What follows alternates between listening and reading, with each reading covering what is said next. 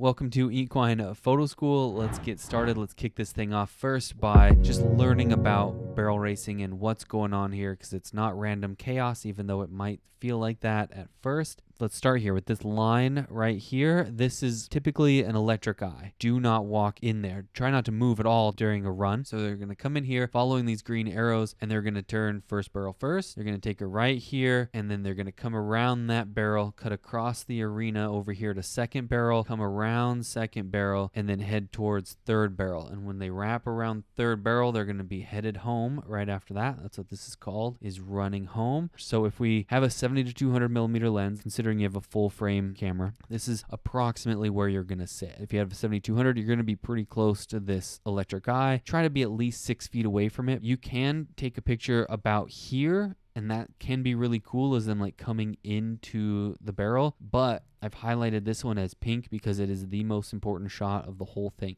If you only take one shot, which a lot of photographers do, they just go ahead and take one shot of each run, it's this shot right here.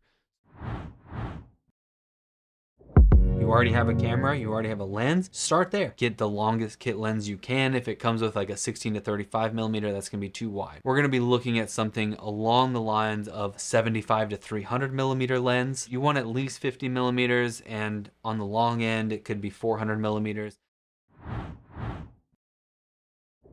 I always like to start with aperture. I'm going to be at either f2.8 or f4. I'm doing that so that I can isolate the subject from the background by making that background blurry. In barrel racing photography, generally speaking, we're going to want the whole horse and rider in focus. Okay, the next thing is shutter speed. Now, there's no perfect shutter speed. There's no absolute like hard and fast rule here.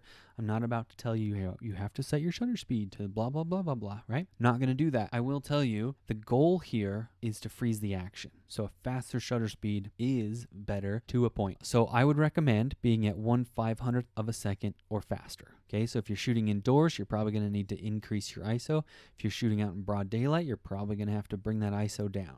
If you found this information in this video helpful and you enjoyed it, you are going to absolutely love the course that I've put together for you on barrel racing photography.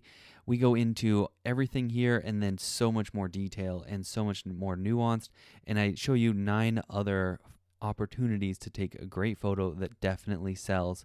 I've got a proven track record of sales.